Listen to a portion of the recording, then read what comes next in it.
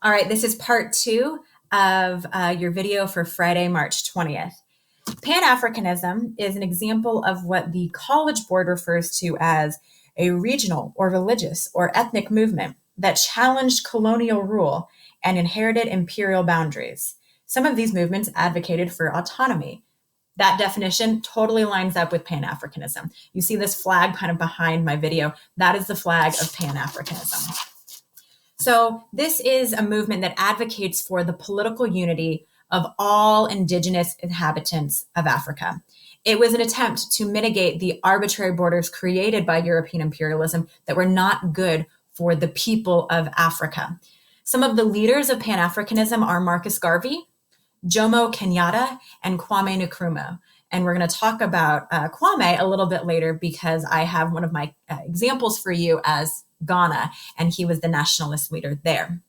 Pan-Africanism could include Africans living around the globe. It didn't just have to include Africans living in Africa. There were African Americans, African Europeans who supported this movement as well.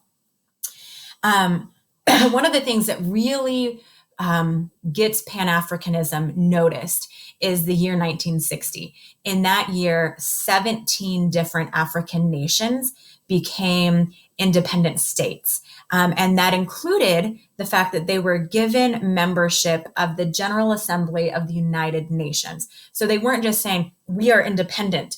It was that the global community was recognizing these 17 African nations as independent sovereign states that deserve to have their voice heard at the UN. Keep in mind that Pan-Africanism exists in the context of the Cold War. The Western world, places like the United States, did not want to see communism spread in Africa.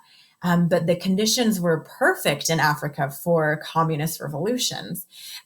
So the Western world attempted to grant financial aid, attempted to coerce African governments, and even supported revolts to get pro-Western leaders in power in these new African nations. So I don't want you to think that the United States is innocent when it comes to trying to create a world during the Cold War that is pro-Western, pro-democratic, pro-capitalism.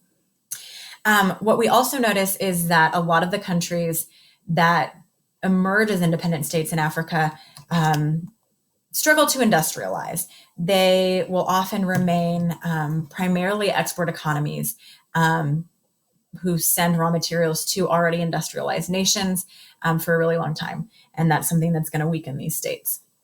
What I want to do next is walk you through, I have 1, 2, 3, 4, 5 countries in Africa whose decolonization processes I want to look at really closely. Algeria is the first one, previously colonized by Africa. If you go back to this map, Algeria is up here in northwestern Africa, and it is part of this green chunk that the French referred to as French West Africa. So we're going to see a lot of French interference in today's lecture. We're also going to see a lot of British interference coming to an end in big chunks of Africa. And then here's the Belgian Congo. That's another country we're going to look at today. So Algeria is an example of independence through armed struggle from the French government. France wanted to keep as much of their overseas empire as possible. Remember that France had been thoroughly humiliated by Nazi Germany during World War II.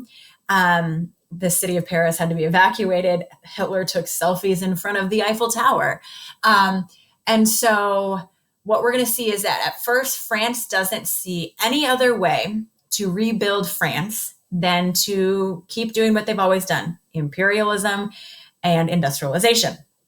And so France tries to hold on to Algeria, just like France tried to hold on to Vietnam, which we learned about back on Wednesday. So from 1954 to 1962, the Algerian Revolution, or the Algerian War for Independence, was waged. And in the end, Algeria was victorious. The Algerian National Liberation Front is the name of the Algerian military, and they successfully used guerrilla tactics, relying on the fact that they knew Algeria better than the French army did. However, the French army responded with brutal tactics, and these tactics were so horrendous that the French army and the French government lost the support of the French people in fighting this war. In fact, France even lost the support of the international community for the way they were behaving in Algeria. So, following the defeat of the French army, Algeria also suffers through an internal civil war. On one side, you have the Algerians who wanted self-rule, they wanted independence. On the other side, you had Algerians who were actually loyal to the French. And so when this civil war is won by Algerian nationalists, you wind up with this global refugee crisis. Over 900,000 European Algerians, whether they were ethnically European and living in Algeria or ethnically African and living in Algeria, these people migrate to France because they feel that it will be politically, culturally similar to living in what was previously French West Africa. But here's the thing. The French government was completely unprepared for 900,000 people to move to France as refugees. And so this creates a great deal of turmoil in France as they try to cope with the arrival of these people. So here we see decolonization bringing violence to Algeria and to France because of Algeria's need to struggle for their independence through armed methods because the French wouldn't just give them independence through negotiation. So next I want to take you to the Congo. You'll remember from that map I just showed you, it's in Central Africa. So back in 1885, King Leopold II founded the Congo Free State, basically as his own personal colony while he is the Belgian king. They are trying to exploit the Congo for rubber sap, which can be used to make tires and other things that industrial countries want. Leopold founded the Force Publique, which was a colonial army that brutally enforced colonial rule in the Congo. You'll remember we read Modern Reader Chapter 16, Rubber in the Congo, back in Unit 6, and it had pictures of Congolese children whose hands had been cut off because that was the method used by the Force Publique to manipulate Congolese men into gathering enough rubber sap each day. If you don't gather this sap, we're going to mutilate your kids, right? Well, in addition to the Force Publique's presence in Belgium, there were also Christian missionaries that were sent in.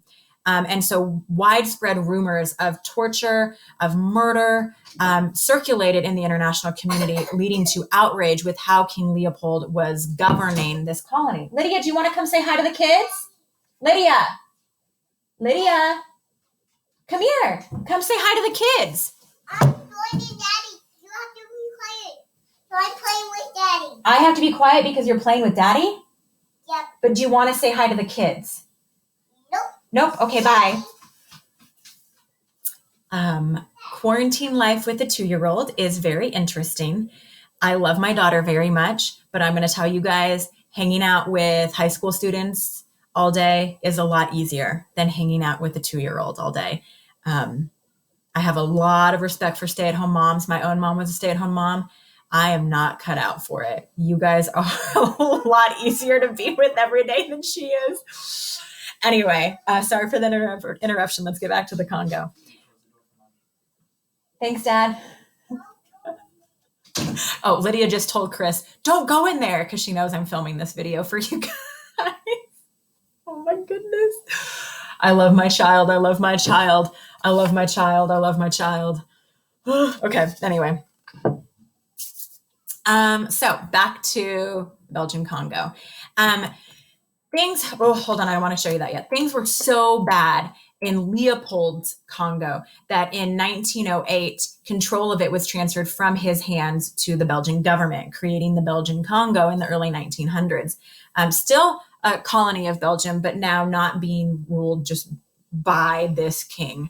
But of course, as you know, Belgium fights in the 2 world wars. They are going to struggle to keep control of this colony. And in 1960, the Congolese people rose up and fought for their independence. That was accomplished. They defeated the Belgians. But the new government was unstable and weak because the central government faced a lot of competition from really powerful regional rulers. In fact, at one point, the state of Katanga, which was within the Congo, tried to get independence from Congo as a whole and actually had Belgian support to do it before that was put down. Prime Minister Patrice Lumumba, I think, is the nationalist leader that I want to introduce you to from Congo. When he came to power, he actually accepted support from the Soviet Union to help restore order to Congo. And this is a big part of why the Western world was like, we don't like Congo, because Prime Minister Patrice said, I'm going to accept support from a communist country. We're going to see this play out in a lot of places in Africa, that the Cold War context of will you side with the West or will you side with the Soviets is going to kind of dictate how things will unfold in that country. Because remember, both sides are going to meddle wherever they have the chance to meddle. And that meddling can look like government overthrows and all sorts of stuff. It's kind of crazy. Anyway, there was a coup in 1965 that was led by Colonel Joseph Mobutu and supported by the United States. This coup was to overthrow Prime Minister Lumumba. And so this is an example of how we assert our will in Congo to have a pro-Western ruler in charge instead of Patrice, who was a pro-Soviet ruler. So once in power, Colonel Mobutu renamed Congo Zaire. This was his attempt to Africanize the country. He changed his own personal name and encouraged all of the people living in Zaire to rename themselves as well with traditional African names as opposed to westernized names like Joseph or Patrice. So the colonel repressed opposition to his rule until the 1980s. And then in the 1990s, he had to agree to some government reforms that included power sharing between himself and the opposition party while he stayed head of state. But one thing we notice is that while the colonel was in power, elections would be promised, but they wouldn't always happen. So we definitely don't need to view the colonel's government of Zaire as a free democratic government, even though it was the government that the United States was supporting in this country. The first Congo War occurred when Rwanda invaded Zaire and overthrew Mobutu. And a new president came to power in 1997, Laurent Desire Kabila. He changed the name of the country to the Democratic Republic of Congo. Then a second Congo War occurred, and millions of people were killed or displaced. Kabila was assassinated by one of his bodyguards. In 2006, his son Joseph Kabila was elected president of the Democratic Republic of Congo, and he shared power with the opposition party until 2011, when he resumed complete power over the country after probably an illegitimate election, which had results that were disputed by the opposition party. A new president came to power in 2018. You don't need to know his name, but 2018 is the first time that the Congo saw a peaceful transfer of power since its independence was secured in 1960. So what this shows you is a lot of foreign meddling and the establishment of governments that are not democratic. Even if we're calling it the Democratic Republic of Congo, this just shows you like the global context of decolonization. I'm going to pause this video here to keep the chunks pretty small. So watch part 3 next.